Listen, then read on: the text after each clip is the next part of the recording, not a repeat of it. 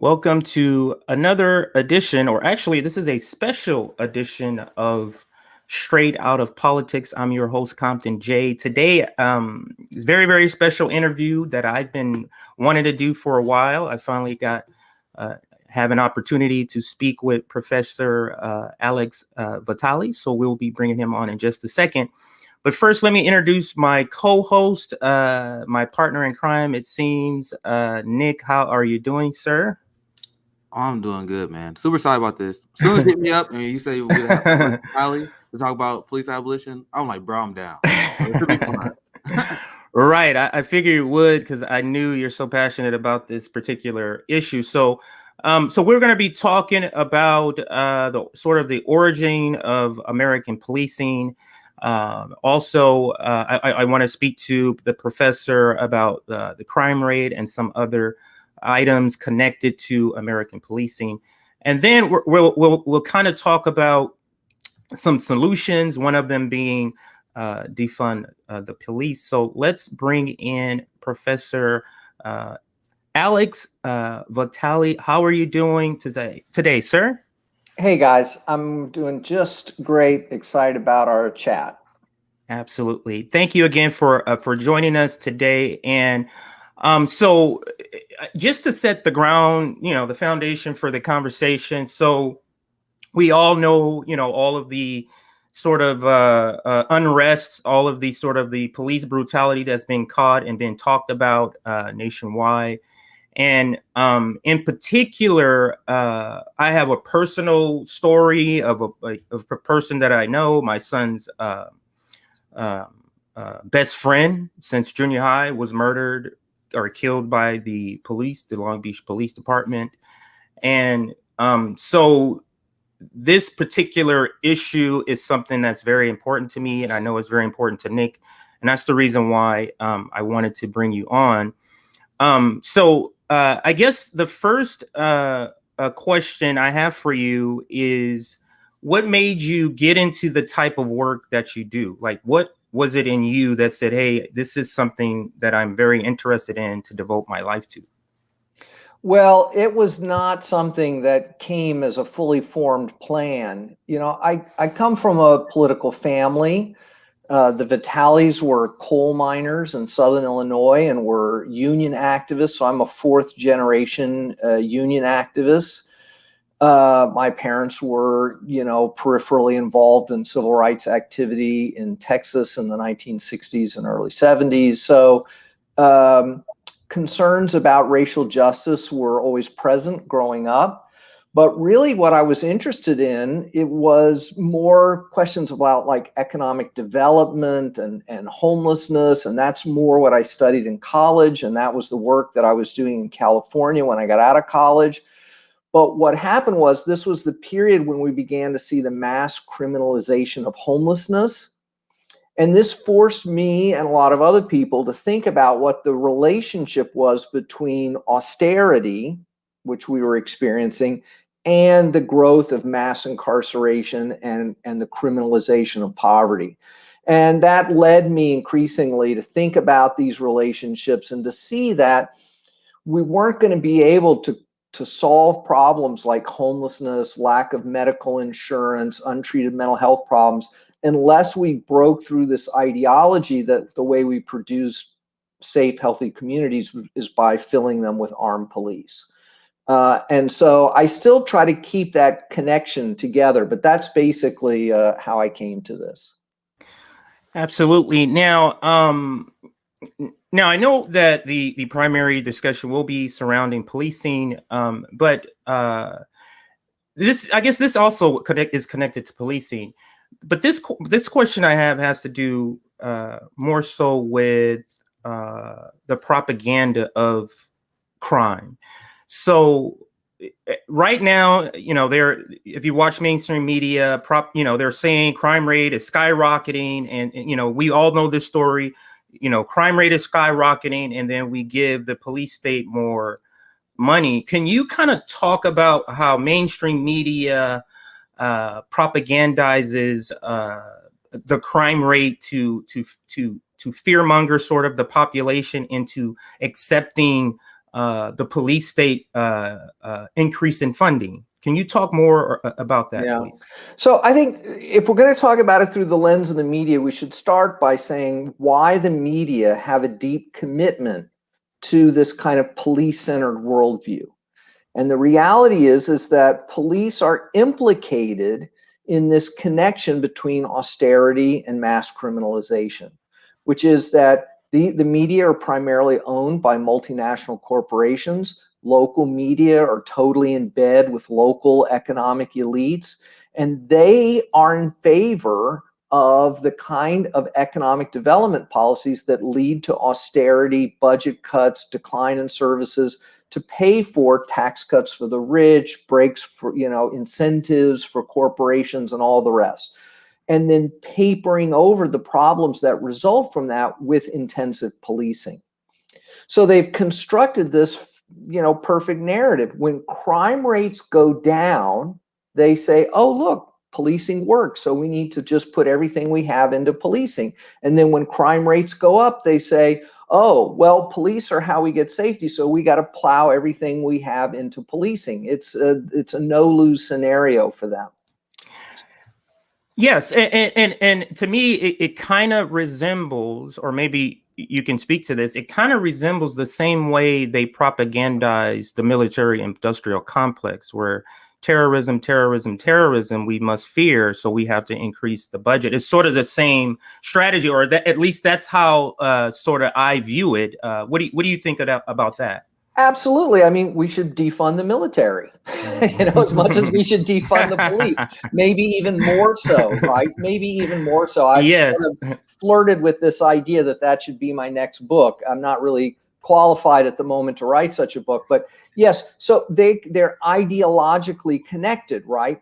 Neoconservatism is a worldview that says that we need to free markets, which means basically we need to subsidize the rich, and we need to redefine opposition and resistance to that as crime and terrorism to be suppressed by violence, coercion, threats, demonization, and all the rest. And that absolves them of any responsibility for producing that resistance. So it's a perfect colonial strategy, right? This is exactly how colonialism functioned, which is you say, oh, these people's violence is because they're uncivilized, and what they need is for us, the great white man, to come in and save them through the rule of law backed up by professional policing, and we'll even hire some Kenyan police to put down Kenyan resistance to British colonialism, right? So it's exactly the same dynamics. Absolutely. So so good. It's good to see that I wasn't crazy, and I wasn't the only one that was kind of seeing it that way. So that's a great segue into the next thing I wanted to do. So like I mentioned, I think before we went live, in researching for this interview, I stumbled across a video that to me was very interesting. And I do want to play just a snippet of it and then kind of talk about it on the other side. And it happens to be with another person who I do admire his work, Mr. Richard Wolff, who we've also had on the Fred Hampton network. So let me play this, and then we'll talk about it on the other side here. Communities of color in the United States is a political problem that has nothing to do with public safety, nothing to do with crime, or only marginally about those things. It's about a political project. And that political project is tied to both a politics of racial resentment and the kind of public sector austerity that you talked about in relationship to the teachers' strike, and even what's going on in the border. A kind of resentment of the other that's being harnessed in the face of the profound economic changes we've seen in the last 40 years. The kind of economic precarity and underinvestment that has left people looking for someone else to blame. And by ramping up criminalization, we define all our social problems as in terms of like moral laxity or moral incompetence that will only respond to these kinds of coercive state interventions. That when I saw and heard that hit me like a ton of bricks, and one of the first things that kind of jumped out at me was the politics of racial resentment. Can you talk about what that means or define that for our audience? Sure. So, that interview was done during the Trump administration, and it was clear that what Trump was doing was he was trying to harness racial resentment for political ends, right? So he's investing in a kind of white supremacist analysis. So racial resentment is the attempt to turn political problems that are the result of political economic decision making into questions of morality to be managed through repressive policing and mass incarceration. So as we have unleash the power of entrepreneurs through massive tax breaks, deregulation, subsidies, right? This has not produced broad-based prosperity. It's produced growing inequality, mass homelessness, untreated mental health and substance abuse problems, failed schools for people without a lot of money. And then instead of taking responsibility for creating that mess, they redefine those problems as problems of moral insufficiency that are always couched in racialized terms. Now, it seems to me, excuse me, that there's a profit motive in doing this.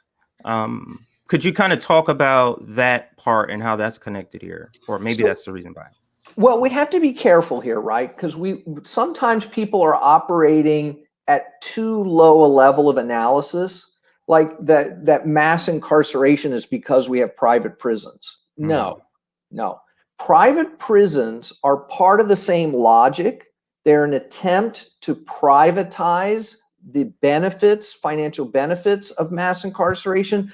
But mass incarceration is not about a couple of $100 million contracts for private prisons. Mass incarceration is about enabling the looting of the entire economy by the billionaires. That's about trillions of dollars. It's about the entire structure of our taxes, the entire structure of corporate power, right? So we got to think bigger than just some gravy that's falling off the side of the plate into people's pockets. It's almost like you're describing that the ruling class understands that the results of income inequality will be as such, these things. So this is the reason why they fund the police state, because the police state is really just a veil or a mask to suppress. And I'm going to play a video where you kind of talk about this, to suppress the results, the symptoms, the consequences of poverty, resistance, of poverty, of oppression, of all of these ills that they don't want to financially be responsible for. They just want to kind of say, yes, all of these things are happening to you, but let's just put this mask on.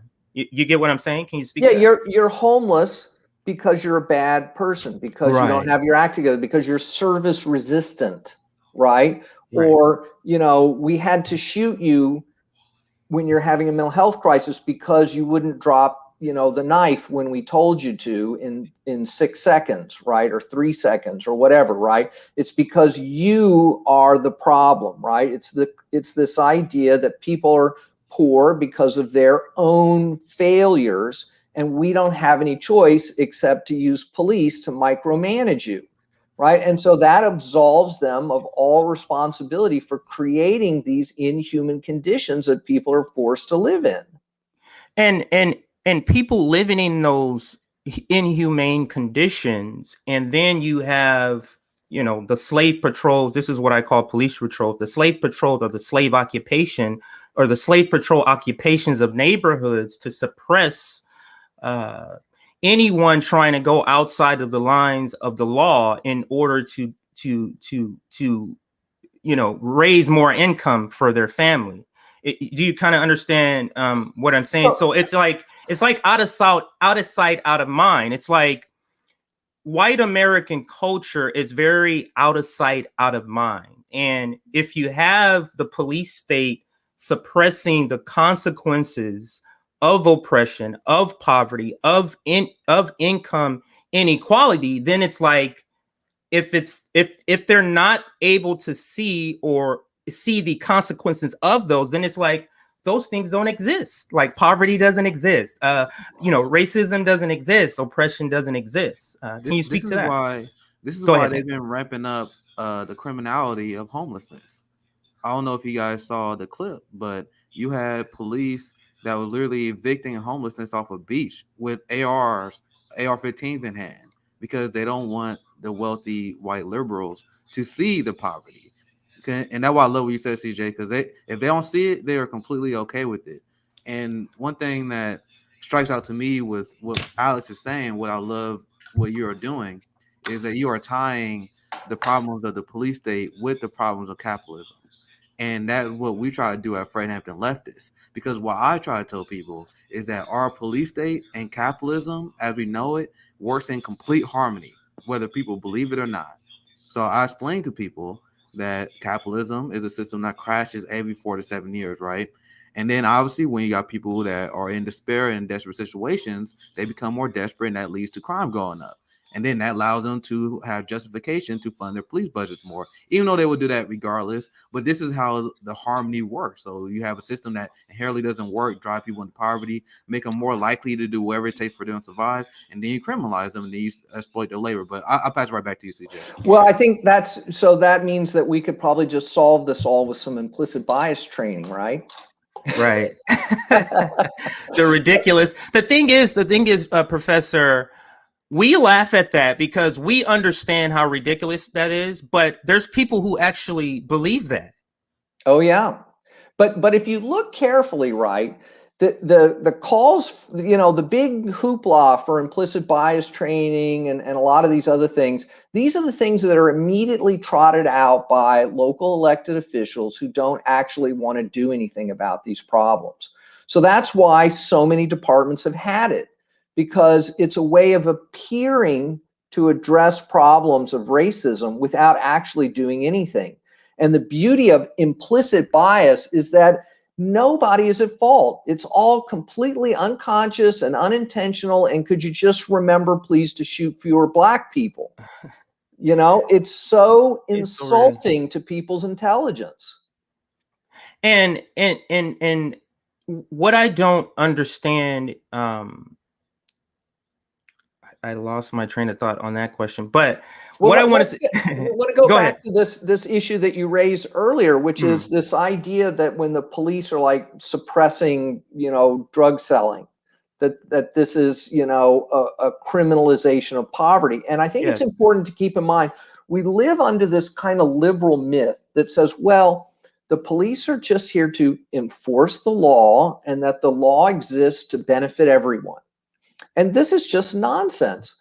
First of all, police are producing order, but that order does not benefit everyone equally, even when it operates within a legal framework. There's a famous 19th century saying, the law in its majesty forbids both the rich and the poor from sleeping under bridges, stealing bread, and begging in the streets.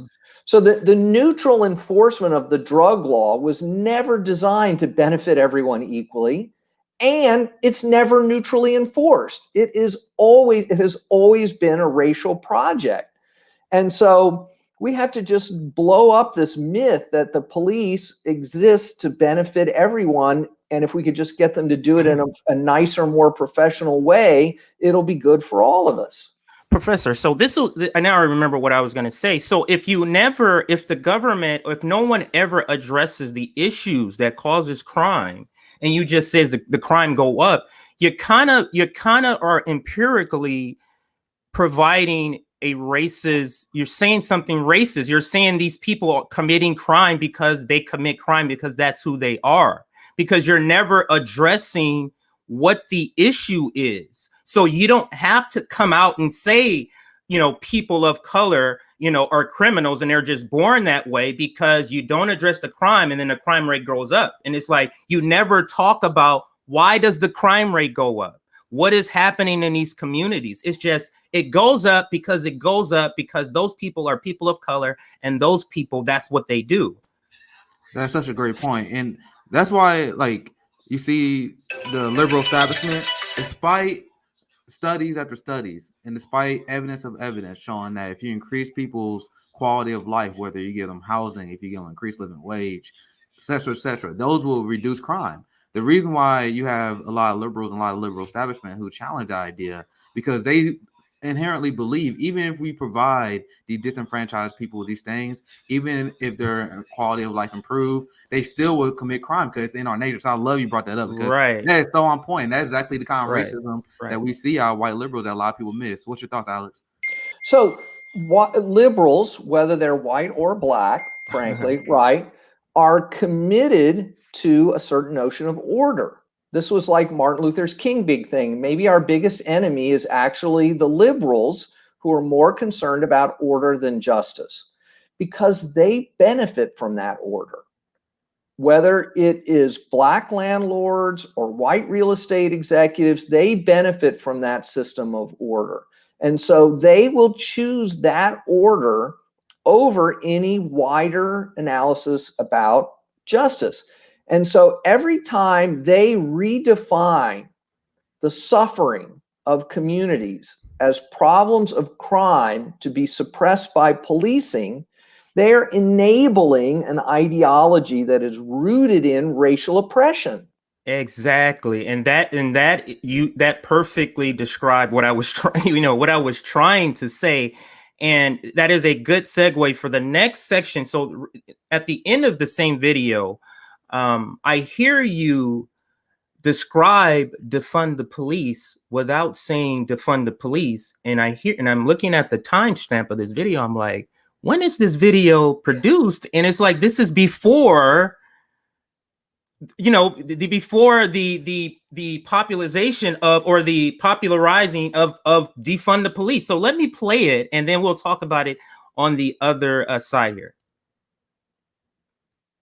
What I call a divest invest movement, which is the idea that the vast majority of the social problems that we're using the police in theory to address could be better addressed in less coercive and punitive ways, and that what we need is the kind of community investments and economic restructurings that are going to reduce the burdens of crime and social disorder on communities. So really excited about work that Just Leadership USA is doing in their Build Communities movement, for example, where they understand that what's driving populations in jails and prisons is using the police to deal with the fact that these neighborhoods are in huge distress. And instead of investing in education, community centers, libraries, basic health care, drug treatment, we're turning those problems over to the police. So the way to get the police out of our lives in as many ways possible is to do that investment. So I always say, show me the problem, and then let's see if we can figure out a non-authoritarian solution to it. If there's something left at the end of that, guys with guns who want to enforce their will on the rest of us, maybe we need some mechanism for dealing with that. But the vast majority of what policing does is really about managing the consequences of inequality. Again, communities of color in the United States. Again, when I first heard that, I was just astonished because, like I said, I hadn't heard about your work until the George Floyd. Maybe I mentioned that before we went live. Until the George Floyd, uprising or protests, and then to discover this video. I guess that's the wrong word because it existed. I discovered it. Yeah, I guess I discovered the video. And to hear this, so my first question would be, did someone reach out to you from the Defund the Police movement before they started using that terminology? Or can you speak to that? Like, how did that happen? So first of all, my book, The End of Policing, I had the deal to write that book. It was basically sketched out before Ferguson happened. So I've been thinking about these ideas for a long time, for 30 years. And I've been involved in social movements, fighting against the war on drugs, fighting against the criminalization of homelessness, fighting against jail construction. So these were not abstract academic ideas to me on their own. But I also had 20 years experience as a police scholar. So I know what policing really is from the inside as well. And so I had spent my book, The End of Policing, had been out for about 3 years before the George Floyd uprising began. And I had spoken in dozens of cities across the country prior to that uprising. So I knew there was a movement underway where people shared these ideas, not because they read about them in my book. I mean, I'm just one node in this movement. Right. So no one called me up and said, should we call it defund the police? But clearly the analysis of the movement has shifted since Mike Brown, Eric Garner, et cetera, right? The call on the streets was, on the one hand, it was not more money for body cameras and implicit bias, but it also, importantly, was not, let's just jail killer cops. Right. The movement said, no, we have to directly attack police power, which means we have to go for the money. Yeah, from what I've seen, sorry, CJ, but no, from what I've seen from activists who are now support defund the police, and this is why you're seeing the boom in popularity on this, and this is why it was amazing that Alex was ahead of the curve, because there were a lot of people in the Black community, a lot of advocates for liberation of our police state that was okay with police reforms at first. And you guys can correct me if I'm wrong, but this is what I've seen. I've seen people who were like, okay, yeah, I think police reforms will work. Like, yeah, body cams. Like, I remember people were super excited when body cams were introduced. And now they just toss the footage. They turn the camera off. So I think the popularity of defund the police came once people saw that Minneapolis implemented massive reforms 5 years before George Floyd died. Absolutely. So you have people who started asking questions like, okay, so these reform doesn't work. You have to attack the power of that. And I'm glad that you was advocating that before, but I think that's kind of how the evolution started. People really wanted police reforms to work because there's so much propaganda. There were people that thought the police actually protect them, so they wanted to maintain that protection. But then as it become clear that the reforms doesn't work, and then now people seeing more footage because the prevalence of people recording the cops, they're starting to realize that, okay, there's only one way we can challenge their power, and that's through their how much resources they actually have to commit their atrocities. But I'll pass it right back to you, CJ. No, that's a great segue into one of the questions I had, which is, if you're talking about attacking the power of the police of the police departments, you're really talking about police unions. Can you talk about how police unions are really there to, or I'm not going to describe it that way, how police unions, or some of them, are used to keep policing violent, keep policing militarized, and to keep from any sort of real reform? Like, can you talk about police unions and how they do that, if you believe that? Well, yeah. So this is another area where I think we have to be careful, right? Because the primary narrative about the problem of police unions actually comes out of the reform movement, which is, oh, we want to make them wear body cameras, and we want to make them do this training, and we want to be able to fire a few more killer cops, but the police unions won't let us reform the police in the way we want. And so we need to reduce their power. Now, without a doubt, these police unions are a locus of extreme right-wing politics, and they are opposed to everything that we're trying to achieve. But we can't achieve what we need to achieve by just disempowering some police unions. We got to think much bigger than that, much more systematically. Because for one thing, even if we get rid of their unions in some technical sense, and as a unionist, I'm not super excited about that strategy because it's going to backfire on us, right. I think. But even if we somehow mute their power by going after them, which I think we should, they will just form fraternal orders. They will form clubs. They will exercise that political power in other ways in conjunction with other right-wing forces.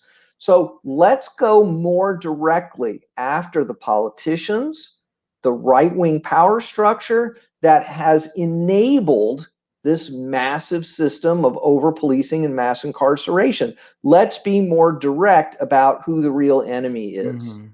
So basically, it's a bigger picture. This is the second time I've heard you say that. Like, it's bigger than just police unions in this case. So, my next question would be about how do we do that? Yeah, like the people who do want to do these things, like, with such resistance, with the power of the police unions and how they're in bed with some of these politicians, like how do we accomplish that? Well, I think we just have to throw all our support behind Nancy Pelosi. Oh. Oh, Lord. Oh, that was a good laugh right there. I'll let you hang on that for just a second. Oh, that was hilarious. We've got to understand that this is a long-term grassroots struggle, right? And we've got to look to the groups in places like Minneapolis, in Los Angeles, in Oakland, you know, the Anti-Police Terror Project, Black Lives Matter groups, you know, we've got to build those movements around a different logic of what our cities, neighborhoods, and country could look like. And that is not going to be solved by getting one more Democrat in the Senate, right? Absolutely. Now that maybe we could talk about this a little bit. I mean, sometimes there is an electoral component to that. Sometimes it means we can get behind getting someone on the city council who can be our champion and create some political space for us. But it doesn't mean going around finding the least worst person to vote for in every election, right? It means setting a very high bar around trying to move some people from our movements into positions of power to help advance our movements. But it has to be completely strategic and driven by the big picture, not this idea that the, you know, one more person in the Democratic Party is going to save us. I'll add to that. Like, not only would that not help us, it actually hurts us. When you have the entire progressive movement go and support Jim Crow Joe, you know how I know that? The Democrats are open about it.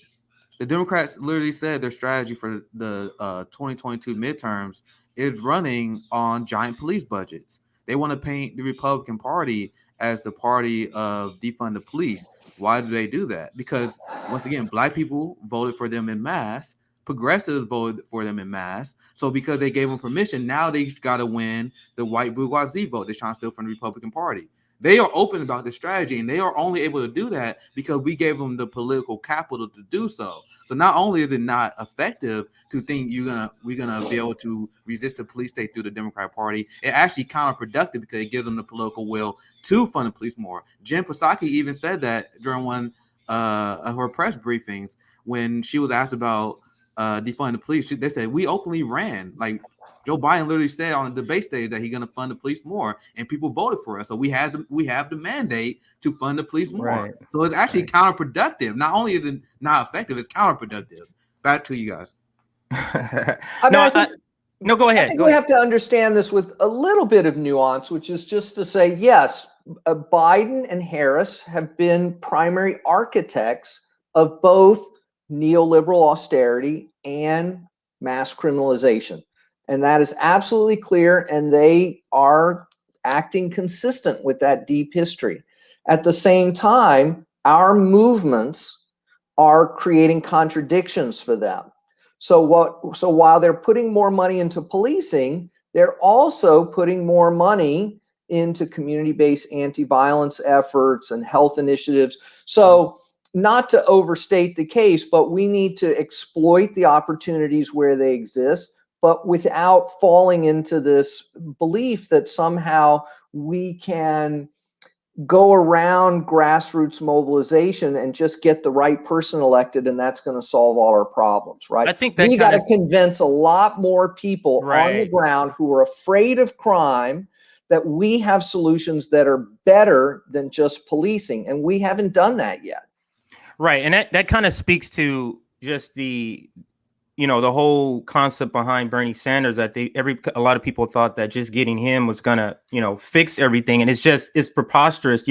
You're underestimating the entire entire corrupt system. But let me segue into an important part that I do want to make sure we cover, and that's the origins of American policing. And there's kind of like two narratives about the origins of American policing, and I get that, but I kind of want to zero in on why the United States decided to go with the Southern origin, the way that prototype, white nationally, I didn't mean to say white nationally, but why did it go nationally? They decided to use sort of like the Southern origin template moving forward. So can you speak to first sort of like just the origin of policing, like the two sort of narratives about the origin of American policing, and then kind of answer the question of, why American policing today kind of resembles more of the Southern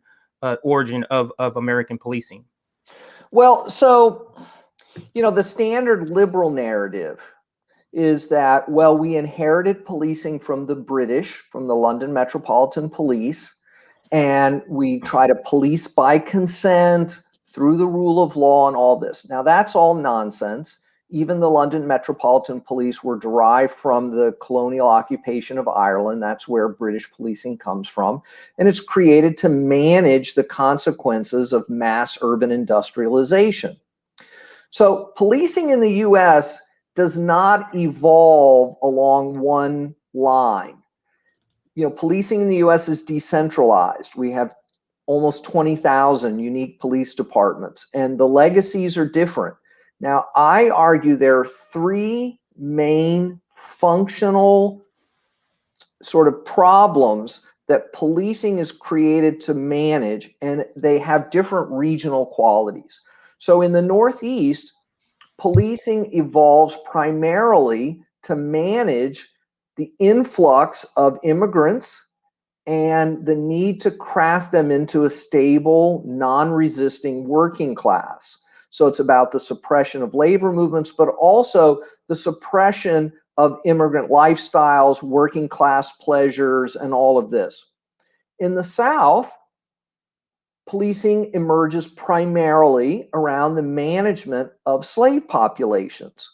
Now, we think about slave patrols, but I argue actually this is primarily happening in cities where slaves work outside the home of their owners for wages that are returned to their owners. So in places like Charleston, Savannah, New Orleans, you have these massive slave populations walking around the city to and from work, wearing little badges about who their owner is and where they're allowed to go.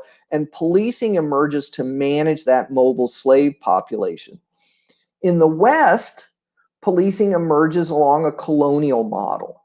It's about managing the removal and extermination of indigenous populations and the removal of historic Spanish and Mexican landholders to make way for white settlement, and then the management of those oppressed, resisting populations.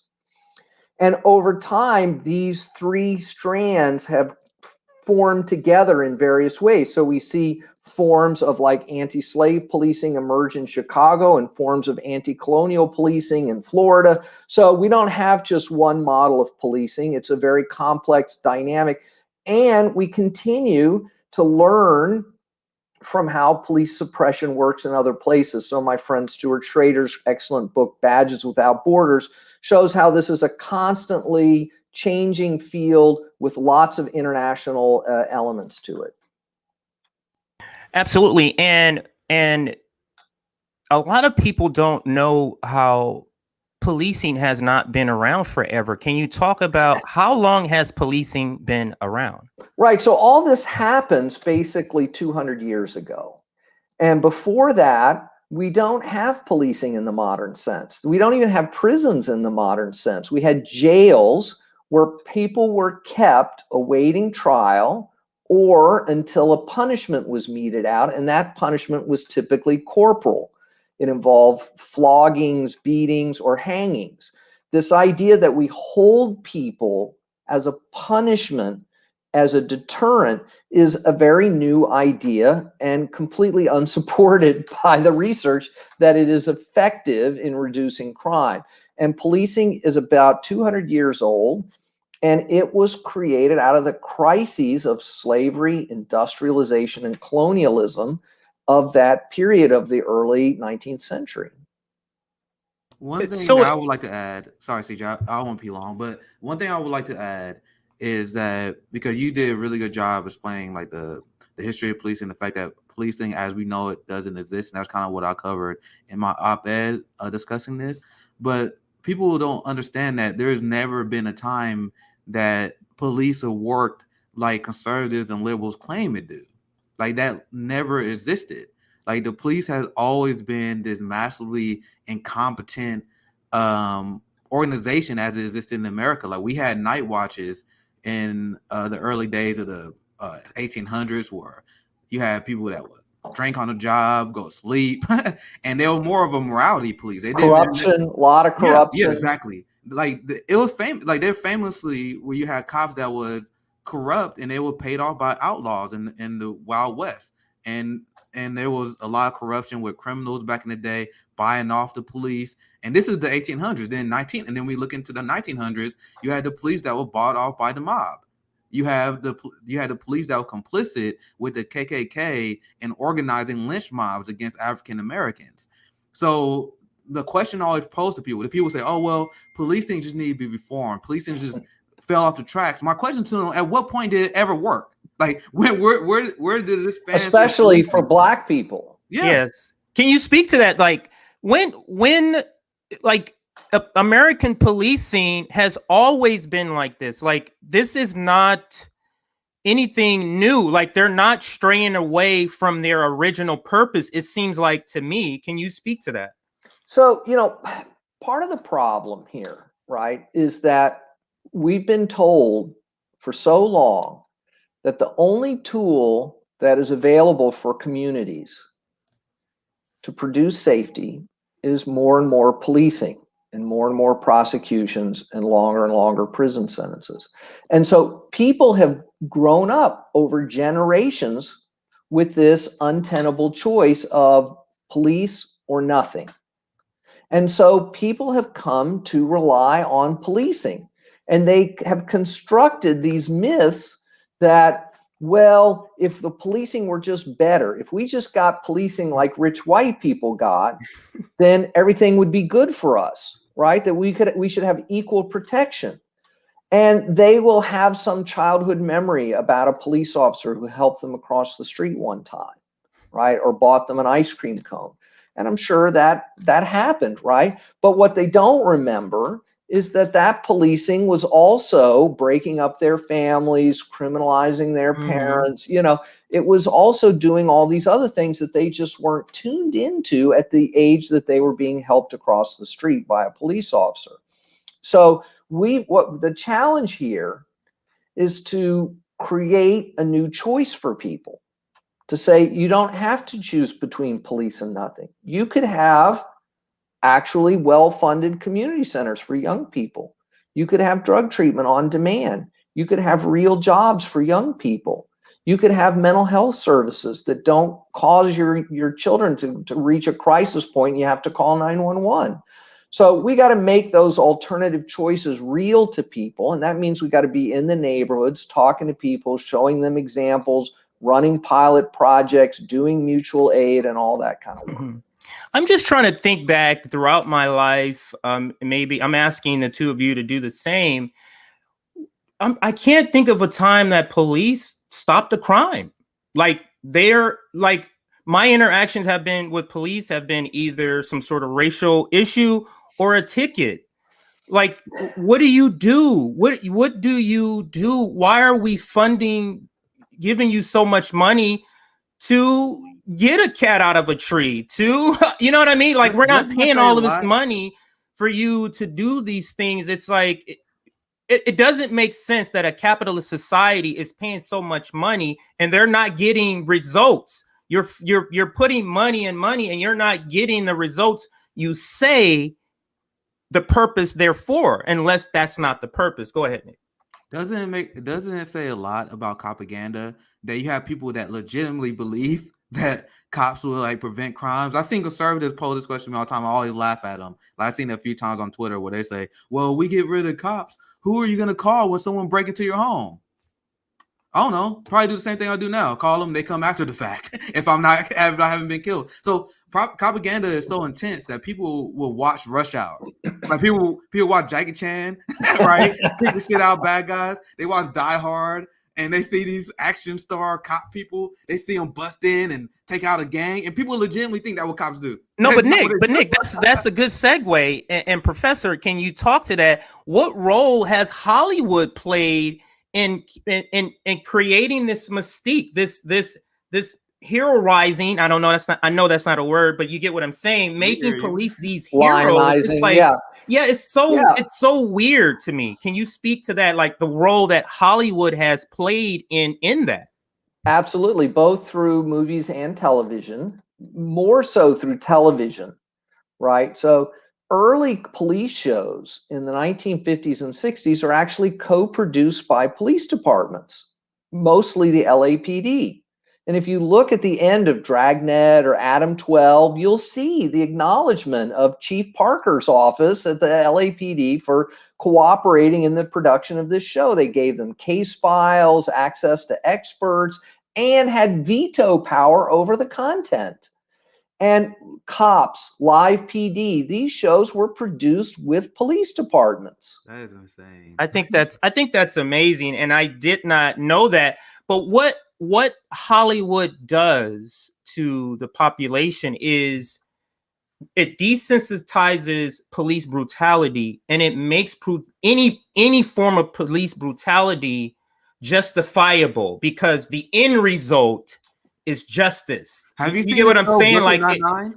I only want to say that because I think it brings your point. You haven't seen the show Brooklyn Nine-Nine? Sure. I can't watch it no more because the punchline is police violence in that show. Because when you said they want to like normalize police violence, right. Literally the punchline in a lot of these cop shows, especially Brooklyn Nine-Nine, was, oh yeah, we a little bit too rough on the criminals, right? Because they deserved it. It was like because they deserved it because they're criminals and they deserve this type of extrajudicial punishment. Can you speak to that?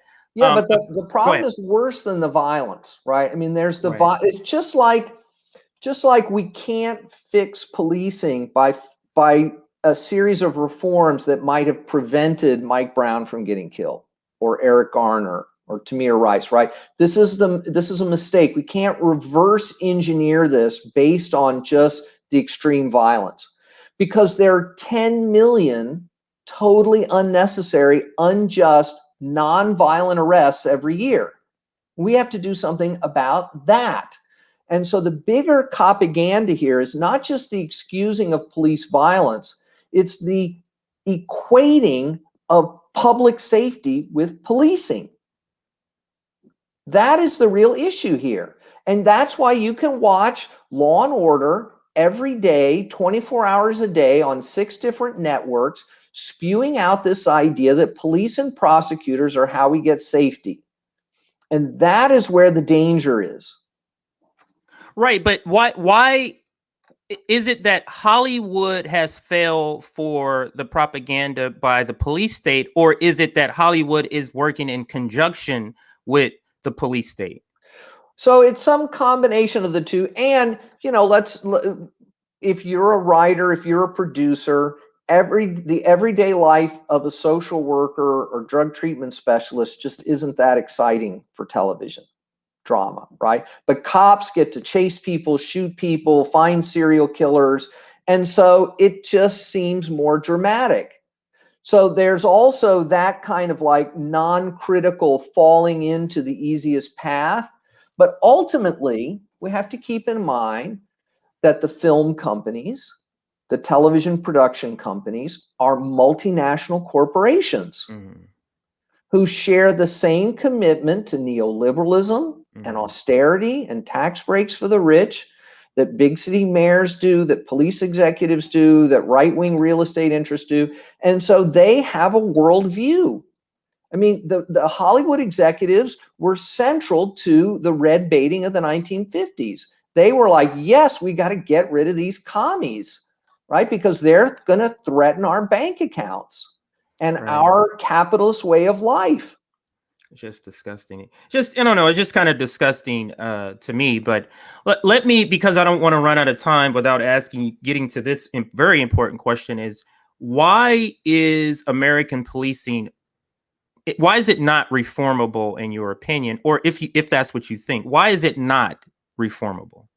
So look, maybe we could put together the sort of perfect package of little incremental reforms, and that this might produce, a 5% reduction in police killings, or it might create, a 10% reduction in racialized traffic stops, or it might bring about even a significant reduction of stop and frisk like we've had here in New York. So it's not that we couldn't possibly make some incremental changes. The problem is that the system is so robust, so committed to what it's doing, and what it does is so unjust that those incremental reforms are not really the issue. We have to think bigger.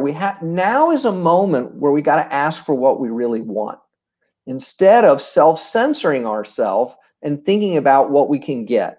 And that's what led a lot of people to say, well, maybe we can get some diversity training for the police, because they thought that's all we can get. We can't possibly get what we really want.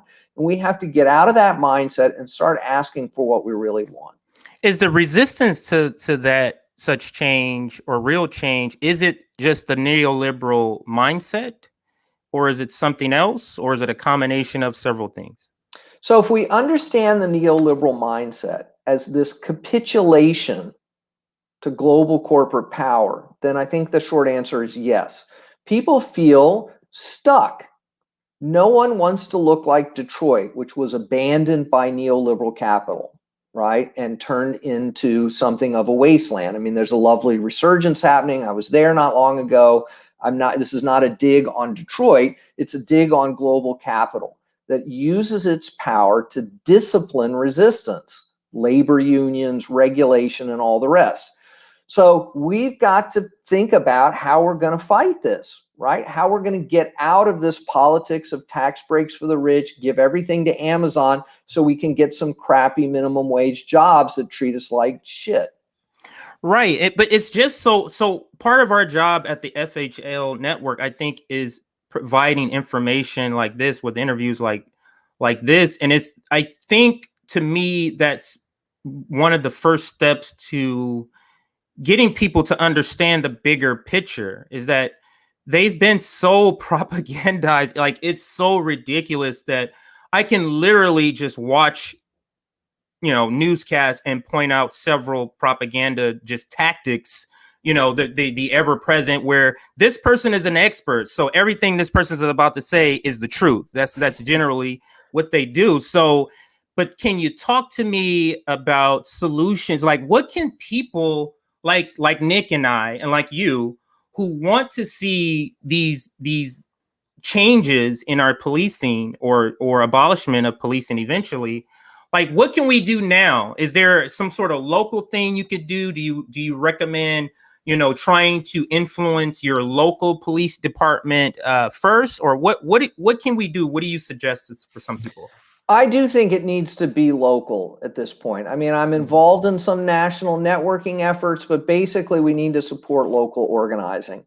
One resource people could look at is defundpolice.org, which lists their local organizations. There's a map on the front page, and you could see if there's a group in your city that is working on these issues to get cops out of schools, to replace police with mental health workers, to get police out of the sex work and drug business, to legalize narcotics and create harm reduction strategies. These are concrete campaigns happening in local communities that need help. And we don't just need tweets, right? We need people to get with the program to mobilize community power. And I think as we do that, and as we win victories, then that will percolate up at a regional and national level. But right now, we've got to win more of these local battles, and people got to get in the game. I'm going to go to Nick in just a second, but it seems like a lot of our problems, and I'm talking more broadly, not just policing, just neoliberalism, seems like a lot of our problems is connected to that. And I don't, with the power of the media and word of mouth and just people being so conditioned the way they are, it's just so hard to see that light at the end of the tunnel. But we do, and we march forward. So my question to you is, what are some of the things you're doing in that maybe, some of the people that have read about you may not, be aware of? Like, what are some of the things you're working on, some of the things you're doing with some organization that you're able to talk about right now? So in New York City, where I'm based, the primary work that I'm involved in is against gang policing. So I have staff. We've raised money. We're part of a coalition that we helped form called the Gangs Coalition that is fighting to get rid of gang databases, to stop large-scale gang prosecutions, but more importantly, to just quit framing the problems of violence as gang problems to be solved by ever more police and longer prison sentences. So that's something that I've been doing for many years that, I don't wave a flag around a lot about that, because that's the grassroots work that needs to be done. And of course, I'm not out in public housing developments knocking on doors. People in those communities, we're working with them, but I'm trying to use my privileged position to raise money, to bring the media attention, to get politicians to take us seriously, right? To use that comparative advantage that I have to assist that movement. Nationally, I'm part of a network that is providing assistance to local organizing that's fighting back against federal task forces. So like Operation Relentless Pursuit that Trump and Bill Barr used to flood Cleveland and Detroit and Memphis with federal agents to get the gangbangers and the drug cartels. And local people don't want that. This is not how they want those problems solved. And so we're trying to build that movement, we're raising money for them, providing them assistance, networking them with each other. And that's super exciting work. So that's just a couple of examples. I have another question I just thought of. Do you believe that the powers that be in government, Republican or Democrat, doesn't matter, do you believe they don't know that these income inequality and poverty creates crime? Do you believe they believe that? Like when they go home, I know what they say in front of cameras. Like, do you believe? What I'm trying to get to is that who can see this and not understand that? So a lot of people, and a lot of liberal academics too. Is it a forced understanding where this is where I want to be, so I'm just going to come up with reasons because this is where I already know where I want to be? I just don't believe that neighborhoods that have a lot of money, neighborhoods that are economically stable, doesn't matter what racial makeup it is, but they will have a very low crime rate. But they will always find some economist backed up by some liberal pundit like Matt Iglesias who will say, oh, well, but we had crime drops in the 80s while inequality got worse. Therefore, it's just not true. Because the policing was very brutal during the 80s under the Reagan administration. I know that personally in LA with the gang violence and drugs, like I knew people getting like weeks over weeks. I knew somebody was getting killed. Like several weeks in a row, this person got killed. It was brutal. It was brutal. And that's the reason I know I'm getting emotional about that, because it was brutal to me. It was a very traumatic experience to have these type of things happening at such a young age. So it was very brutal. Could you speak to that? Yeah, I mean, they will always find someone who is committed to order over justice to say, well, we did a study. showed that it worked. Right? The fact that it was unjust, unconstitutional, illegal, criminal, whatever, it just doesn't matter. They will always find someone who will say, I did a study and it works. We can show that we have a statistically significant 3% reduction in this or that. So we have to, call bullshit on that. And we have to get people to focus on the big picture here, which is things are not getting better. Income inequality is getting worse. And whether that's expressed as crime, drug abuse, suicide rates, depression, homelessness, these things are not okay. Mm-hmm. And the solution to them is not more policing. Absolutely not. I'm going to pass it to you, Nick, before we go off. But you kind of are talking about another series that I'm working on. And that is the traumatic effects of oppression, poverty. Like these things, like people not being able to pay their rent, people not being able to feed their kids, people being brutalized. These things have effects. Like people just kind of, and I can speak to Black people because I'm around when this is happening. They just kind of just move on without addressing that. And I am kind of, talking about that in another series I'm doing on this podcast about just the traumatic effects of oppression and poverty. But Nick, go Frantz Fanon's work, right, on the effects of colonialism on, the psychological effects of colonialism on colonized populations. It's deeply degrading and debilitating. Absolutely. Nick, I know you were kind of chomping at the bit to give your last words, but what are your last words, Nick, or last question for him before we sign off here? This was a very enjoyable show. And it was great to talk to you, Alex. I love your perspective when it comes to policing. Yes. There's a lot to unpack there. I know we were discussing like methods of change and how we can actually put pressure on the police state. And like, once again, we are Fred Hampton leftists, and Fred Hampton himself said education is key. People always say, well, you guys just talk about this stuff. What are you going to do? Like, how are we going to have a revolution when people are not radicalized? So we got to spread these information. We got to debunk the propaganda. And I cannot emphasize enough how amazing this year has been. I covered this on my show. This is a good time to bring it up again. Because I was willing to admit that defund the police movement was massively unpopular last summer. But we went from -33 to now we are plus 55 with independents. I believe the number, sorry if I misquoted, but I think the number is +7 overall with all voters. When they asked about whether we should reallocate police funding, that's the massive shift. Now, my question I want to ask to anyone, for people who are watching, what policy have you ever seen in our lifetime go from -35 to +7? That's like +45, for example, jump in approval. Like even Medicare for All didn't have that massive jump in 1 year.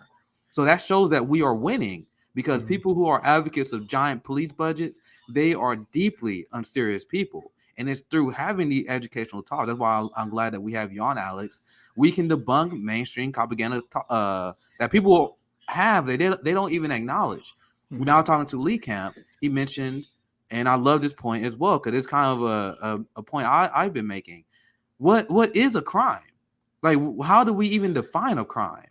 Like, so our communities are criminalized for being poor. We are criminalized for being homeless.